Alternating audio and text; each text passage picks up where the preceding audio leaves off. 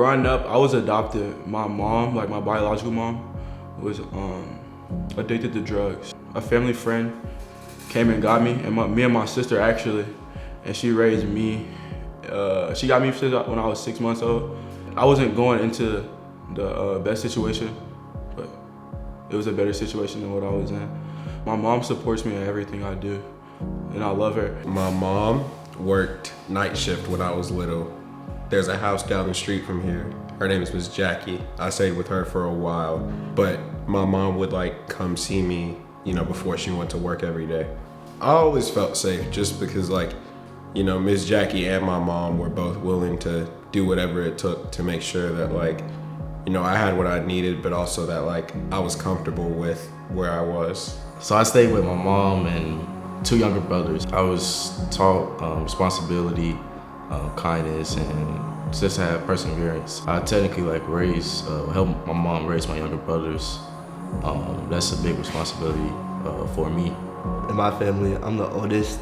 I have 3 sisters, but my parents are separated. It's obviously weird having separate parents and that dynamic navigating it, but my parents did a really good job sheltering me. I think I was sitting on the front porch of Miss Jackie, the lady I mentioned earlier, and Ben just walked up into the yard and was like, "Hey bud, would you like to, play soccer?" I was like, "Well, sure, why not?"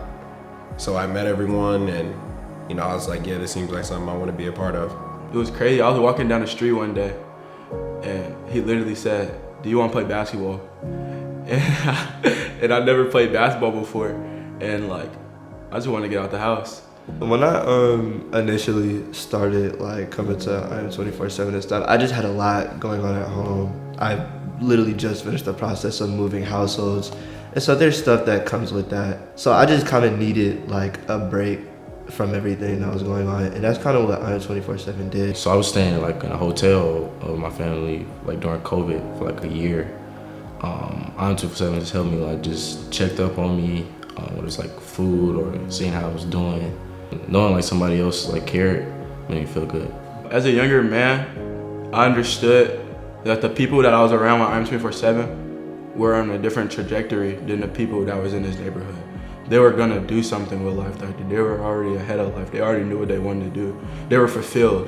We went to Maggie Valley, and we went to a lake, and I was having these conversations with all these people, and up until that point I was like, I've been kind of living life wrong if this is what a Christ-like life is like. So I wanted to get baptized.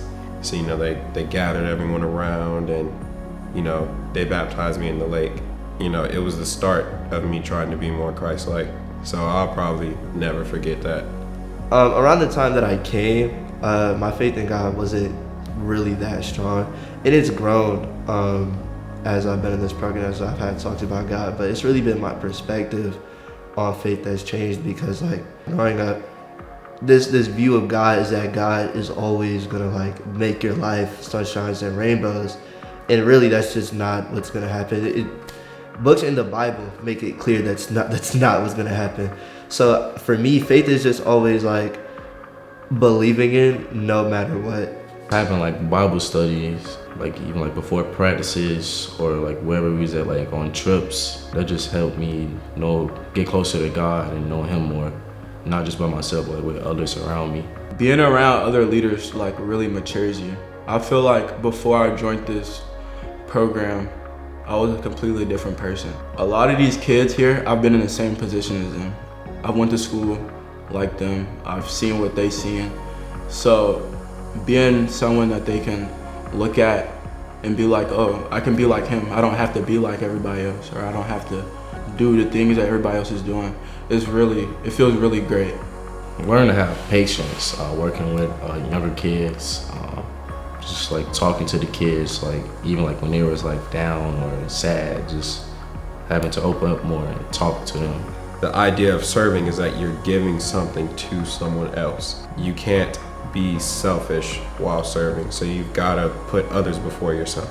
In my experience, serving here has been just being me, to be honest with you. Serving has just been trying to be the best that I can in front of other people so that they can follow, and so that eventually that they'll be in the same position that I am, so that it leaves behind some sort of legacy. There are some things that you like can do on your own, but there are a lot of things you can't. And it's like if you don't have a team to help you, then like you're basically setting yourself up for failure. I've never, in any program that I've been, I've never felt this close with not only the people involved, but the people directing the program also. In the sense of looking for a community, with looking at colleges, because I'm graduating, that's been something that's been actually pretty important. Right now, I'm looking into either going to college and hopefully going somewhere, or like playing JV at a school, or I'm either looking into going like post-grad, which is like another year of high school basketball, basically. I want to be in college, play in the band. I just want to like travel, like be like a musician, traveling musician. So that's why I see myself in the future.